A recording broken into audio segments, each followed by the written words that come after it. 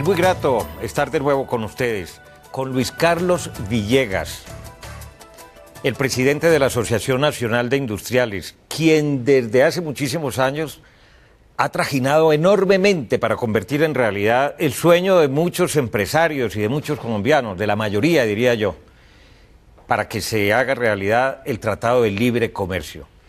Curiosamente, el día en que entra en vigencia ese tratado, le hacen un atentado criminal espantoso, tenebroso, que sacude al país y de otra manera lo pone a pensar, ¿ha vuelto el terrorismo a Colombia? ¿Cómo es posible que se haga un atentado con una modalidad que no se conocía en nuestro país, sino en Irak, en Afganistán, en Irán? La lapa, que es una bomba que se coloca con un imán grande o con una grasa que se adhiere al metal del vehículo, que fue lo que pasó.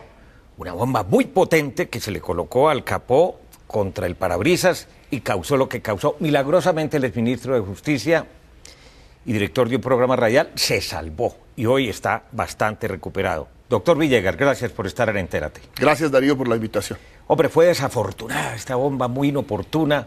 De pronto es un aviso para cambiar estrategias. ¿Hasta dónde la inseguridad o el terrorismo pueden afectar la inversión, incluso el mismo Tratado de Libre Comercio? No hay sino un sistema para enfrentar el terrorismo y Colombia ya lo sabe. Llevamos exitosamente aplicándolo durante muchos años y es la unidad nacional.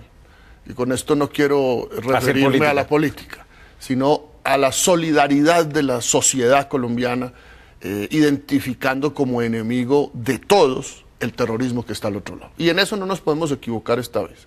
La inversión es consciente de que en Colombia todavía tenemos problemas de seguridad, pero lo que va a medir es cómo reacciona la sociedad ante esos hechos. Si reacciona como un bloque, no habrá problemas, no habrá consecuencias. Si aquí nos ponemos a discutir en los mismos términos del siglo XIX, pues yo espero que eso no suceda, pero tendríamos entonces otros escenarios. Doctor Villegas, en ese orden de ideas, si se comprobara la autoría de este atentado criminal en el origen de las FARC, ¿se podría seguir adelante pensando en que poco más allá, se pueda llegar a una solución política negociada, o sería casi que una bomba de tiempo contra ese camino que se empezaba a abrir paso? No, esperemos las investigaciones, porque hay muchas preguntas sobre las investigaciones y las instituciones y las autoridades son las que tienen las posibles respuestas. Yo pienso que en el largo plazo siempre tendremos que llegar a una negociación. Y usted me lo ha oído, y lo digo pues sin ningún empacho. Pero yo sí creo que si esa autoría se comprobara en el largo plazo, eso dificulta cualquier iniciación. ¿Por qué? Por lo que le decía antes, si la sociedad colombiana reacciona como un bloque, pues por supuesto este no va a ser el momento de conversación. Conversemos entonces del TLC, de eso sí se puede hablar. ¿Qué importancia tiene el TLC para un país como Colombia? No tanto para los Estados Unidos. Mire, vuelvo a la primera pregunta suya para decirle qué es lo que yo creo de ese instrumento. Aquí tenemos dos opciones de país.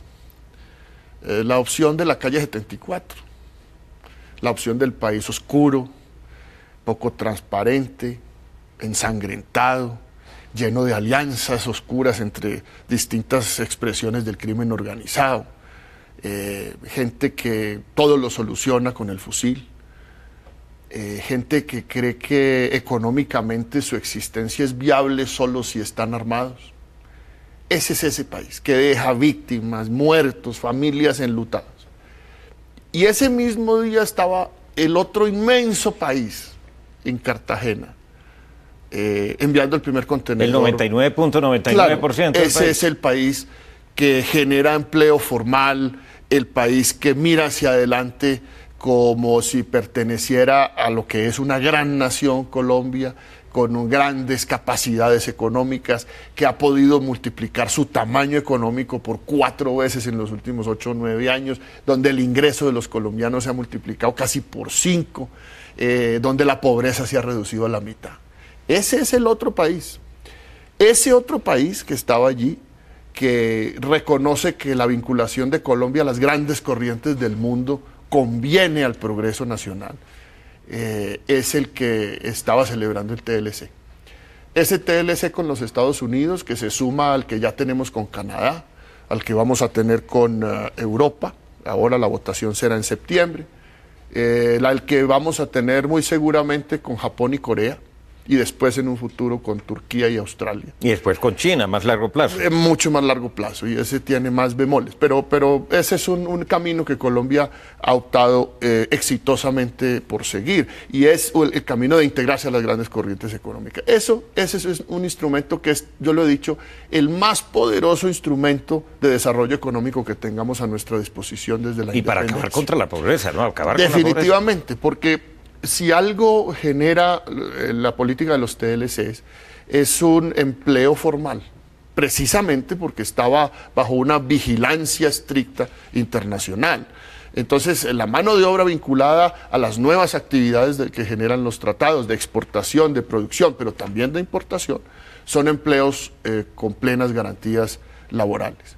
Pero además nos pone en un estado de competitividad de las empresas, que es muy importante.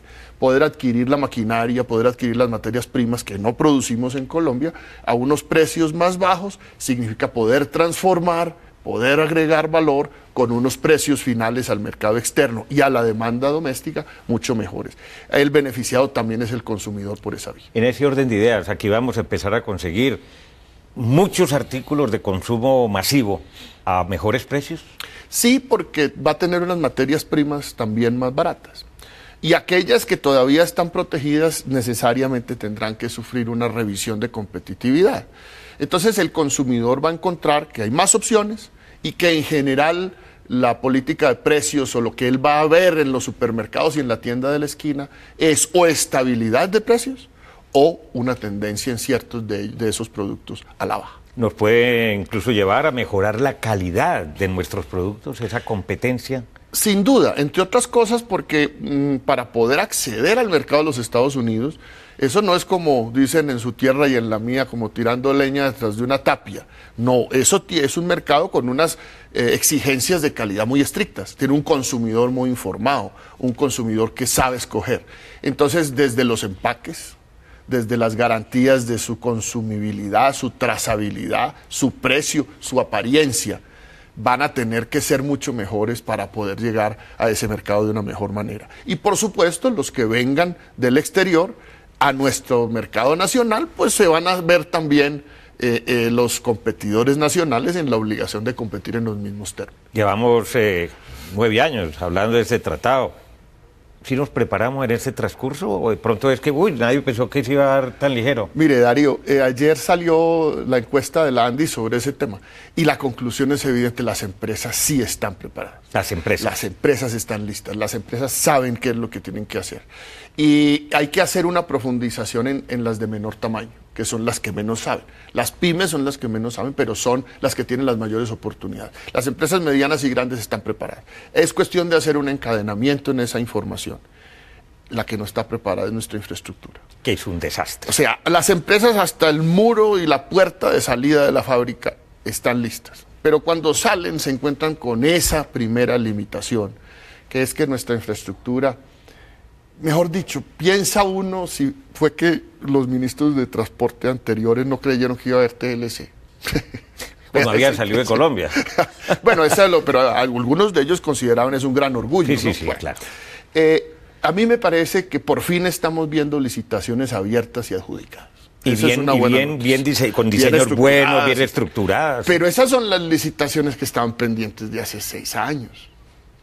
Y las que se van a abrir, las de hace 4. Pero es que esas obras las vamos a ver ejecutadas en 5 o 6 años. Así es. Vamos a tener inmensas tensiones en las carreteras colombianas, inmensas tensiones en lo poca navegación fluvial que tenemos, inmensas tensiones en lo poco que funciona de ferrocarriles, porque la verdad es que la carga va a crecer a unos porcentajes mayores que el propio PIB. Pues supongamos que crezcamos 6% este año, la carga no crece menos de 12 o 15% en toneladas. O sea, vamos a necesitar incluso más parque automotor, más tractomulas, más camiones. Más... Así es, también se va a multiplicar.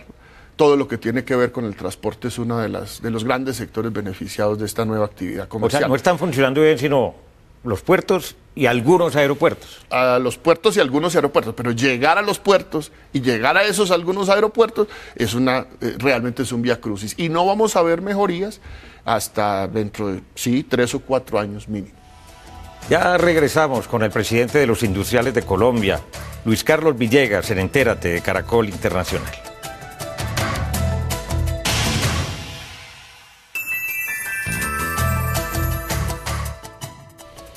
El TLC, doctor Luis Carlos Villegas, presidente de la ANDI, ¿en cuánto va a jalonar el crecimiento del Producto Interno Bruto? La mayoría de los modelos, tanto el de planeación nacional como el nuestro, indican que en un año de plena vigencia, es decir, el año 2013, el crecimiento puede verse incrementado en un punto adicional. Es decir, podría ser que este año 2012 tuviera entre 0,3 y 0,5 adicionales de crecimiento. A un semestre, ¿qué es lo que para falta? un semestre larguito, que es lo que tenemos. Porque, como usted ha visto, en los pocos días que lleva la vigencia, la actividad realmente es frenética. La gente está como diciendo, voy a ensayar a ver si es verdad. Como si hubiera descubierto el oro. Sí, voy a ensayar a ver si es verdad. Y sí, están yéndose los contenedores, llegando las importaciones, fluyendo debidamente en un gran trabajo que, entre otras cosas, ha hecho la DIAN a través de su director. Pero el punto del crecimiento es relacionado más al empleo. Al empleo. Ese punto adicional de crecimiento durante unos años, porque este es un instrumento permanente, visto en el mediano plazo, digamos, va a generar entre 300 y 500 mil empleos nuevos. Y esa es una noticia sumamente importante cuando usted tiene 2 millones de desempleados, es decir, algo menos del 10% de la fuerza laboral total ocupada. 500 mil es mucho, es mucho. Que además son empleos formales que generan consumo y calidad de vida. Así es. Ese es el gran amarre de los TLCs con el mundo desarrollado. Es que esos temas laborales y ambientales tienen esa vigilancia internacional. Por sectores, ¿a qué sectores de la producción de Colombia les va a ir bien y a cuáles, porque hay también muchos afectados, les va a ir mal? Pero mire, Darío, yo quiero antes decir esto. Uno tiene que partir de la base de que la competencia es buena. Es decir, la competencia está en el corazón del modelo económico. Por lo tanto, decir que a un sector le va a ir mal porque va a tener competencia por primera vez o porque va a tener competencia un poco mayor, no es necesariamente decir que a ese sector le va a ir mal. Lo que pasa es que, como en estos días lo mencionó el presidente Santos, aquellos sectores donde va a haber mayor competencia o llega la competencia por primera vez, sí hay que darle todo el apoyo del Estado. Apoyo de crédito, apoyo de asistencia técnica, los programas de transformación productiva y de sectores de clase mundial tienen que adaptarse, identificar las debilidades y a tratar de hacer las mejorías en la menor cantidad de tiempo posible. Esos son sectores que tienen que ver con las cadenas agroindustriales, tienen que ver con sectores manufactureros que no han tenido modernización mayor en los últimos años, tiene que ver con algunas regiones. Eso sí que es importante. El TLC es un instrumento que permite a las regiones competir. Ya no son los países los que compiten, sino las regiones y las empresas. Está diseñado para la costa atlántica, claro que sí. A la costa pacífica también. Pero también para Antioquia. Antioquia es un gran ganador del TLC. Cundinamarca y Bogotá, un gran ganador. Eje cafetero con sus pymes exportadoras a Venezuela tendrá un acceso pleno al mercado de los Estados Unidos. Pero ¿cómo hacer para aterrizar aquello en Chocó? Para aterrizar aquello en el Cauca, para aterrizar estos temas en el norte de Santander, para aterrizar. Eso necesita un gran esfuerzo, que no es solamente del sector privado. Si nos quejamos de la infraestructura que hay entre Bogotá y Buenaventura o entre Bogotá y Cartagena, piense usted cómo será la infraestructura que hoy tenemos entre Quibdó y Buenaventura. Pues inexistente. Entonces, a mí me parece que el tema de regiones debe subírsele un poco el tono y ver en el tema de regalías cómo es que podemos financiar unos proyectos de largo plazo que ayuden a equilibrar esas regiones que tienen opciones en los TLCs, pero que están más atrasadas que las demás regiones del país. A ver, la agricultura, por ejemplo, hay muy pocos productos de los que podemos exportar que no se estaban exportando con el TLC por las limitaciones y también incluso en materia de carne de vacuna o de cerdo o de aves por problemas fitosanitarios. Sí, Darío, pero recuerde esto. Se ha dicho con mucha facilidad en los últimos días por algunos sectores, algunos analistas, que para qué tenemos TLC si teníamos las preferencias. Las preferencias cubrían el 70% de la producción nacional de bienes y de servicios, pero en ese 30% que no tenían preferencias estaban los sectores donde somos competitivos, porque no faltaba más que en una decisión unilateral de los Estados Unidos o de Europa o de Canadá, usted permita que los productos que le van a hacer competencia entren fácilmente. Ese 30 es bastante más valioso que el 70 que teníamos, porque es donde ya tenemos producción. Usted ve en algunas flores, estaban por fuera, algunos renglones de café industrializado estaban por fuera, algunos renglones alimentarios que, bueno. Entonces a mí me parece que hay que poner mucho énfasis en la parte fitosanitaria, preparar a nuestras autoridades fitosanitarias para modernizar esas instituciones, pero también al sector productivo agroindustrial, que tienen que conocer cuáles son esas normas, dónde están los paquetes tecnológicos que hay que aplicar para que haya ingreso pleno a los mercados desarrollados de nuestros productos, como los que usted ha citado, de carnes y pollos y verduras y la cadena láctea. Pero detrás de todo eso hay un problema que yo he querido en estos días darle visibilidad. Ahora que estuve en China, el gobierno chino pregunta, bueno, ¿y ustedes qué están produciendo que nos puedan vender en las cantidades que necesitamos? Y uno se queda mirando así al chino diciendo, pues, ¿dónde está la soya? ¿Dónde está el maíz? ¿Dónde están las frutas? Es que el mercado afuera está ávido de alimentos, pero nosotros tenemos proyectos bastante enanos, por no decir inexistentes. Pero nos habían metido el cuento de que éramos una potencia agrícola. Y lo somos, pero no hay proyectos.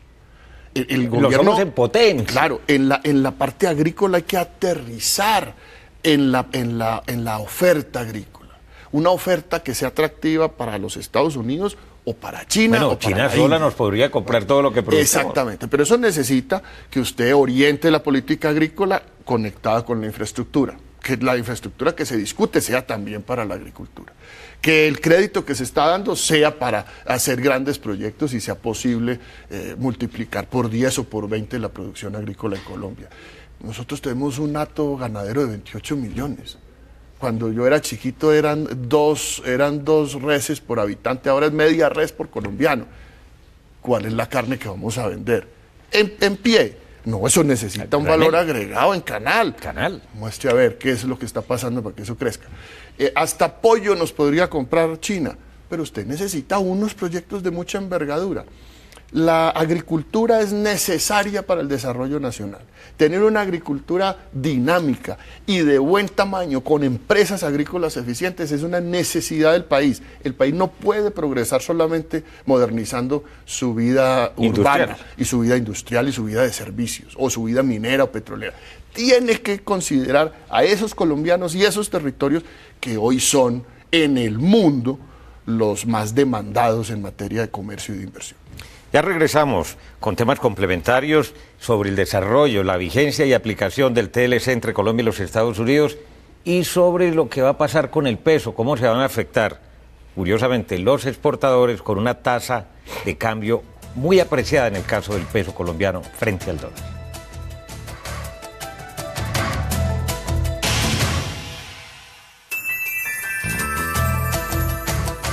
El presidente de la ANDI, que ha dicho cosas muy sensatas, muy importantes, él conoce bien este país, conoce bien la realidad del aparato productivo y también de los mercados potenciales que tiene Colombia.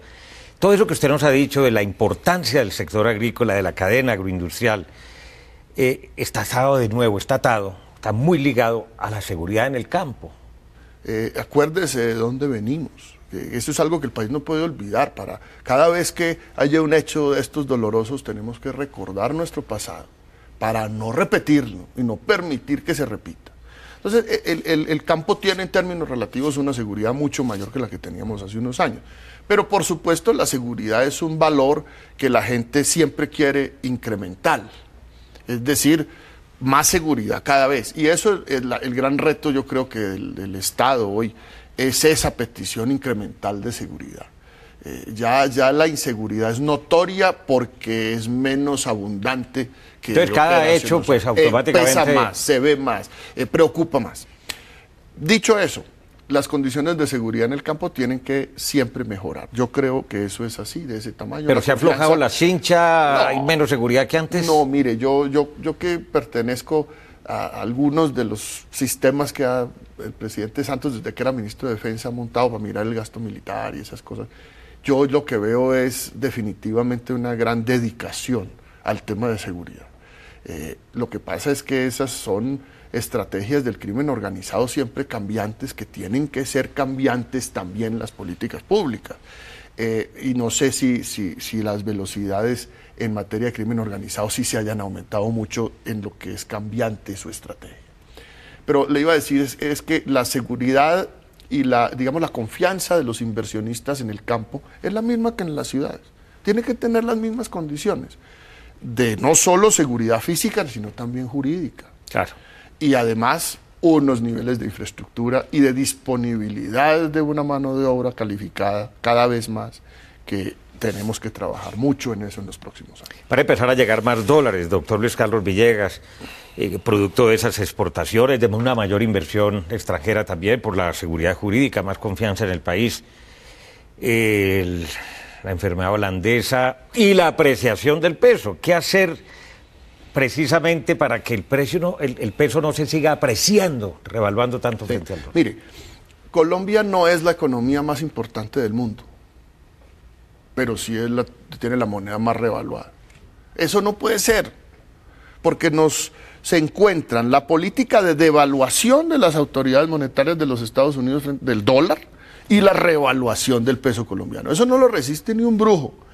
Yo creo que mi preocupación sobre la tasa de cambio es cierta y creciente. Si a mí me dijeran cuál es el gran riesgo de la economía como está hoy, la tasa de cambio. La tasa de cambio. Y además, el Estado desde el gobierno anterior se ha encargado de darle una gran estabilidad a las finanzas públicas. Tenemos la sostenibilidad fiscal, la regla fiscal, tenemos grado de inversión, los mercados nos reconocen como un país fiscalmente sano. No es por ese lado que viene la revaluación, no es porque el gobierno esté trayendo más dólares de endeudamiento. No puede ser por el lado de la inversión extranjera, porque eso es lo que nos hemos soñado durante 200 años, que aquí venga la inversión, por supuesto. Es por el lado de una mayor intervención del banco. Nosotros pasamos de tener unas importaciones de unos 9 o 10 mil millones de dólares hace muy pocos años a 60 mil millones de dólares. Una locura. Y tenemos más o menos las mismas reservas internacionales de hace 4 años. Por ese solo hecho, por el hecho de que estamos importando 60 mil millones de dólares, bien podríamos tener una reserva internacional de 40 mil. O sea, usted es partidario de que la Junta Directiva del banco intervenga más a fondo. Tiene que intervenir, como en Brasil, como en acumulando reservas y acumulando que el mercado se entere. No es que no se entere, que se entere que lo van a hacer. Incluso subiendo tasas de interés para combatir la inflación. No, las tasas de interés ya las subieron a mi juicio demasiado. Y no pasó nada en inflación. El banco estaba muerto el susto de que crecer al 7, crecer al 6 iba a generar inflación. Estamos en el mismo 3,5. La única preocupación suya es la tasa de cambio y que el banco intervenga más. Y que baje las tasas de interés. Es la tercera petición. Porque es que están en términos reales, comparados con nuestros competidores, demasiado altas. Yo creo que esa es una reflexión que tiene que hacer el banco más temprano que tarde. Ha sido muy interesante, unos planteamientos que a todos realmente nos gusta conocer y saber, porque es entender por qué el tratado, los beneficios, los riesgos y para dónde va Colombia, que lo tiene todo hacia el futuro. Luis Carlos Villegas, presidente de la ANDI, muchas gracias. Gracias a usted, Darío, por esta invitación. Recuerden que ustedes pueden seguirnos en Twitter a través de nuestra cuenta @enteratecaracol. También puede escribirnos a través del correo electrónico enterate@caracoltv.com.co y visite nuestra página web www.noticiascaracol.com/entérate. Allí podrá participar en nuestros foros y acceder a todos nuestros capítulos completicos anteriores. Los espero, como siempre, la próxima semana.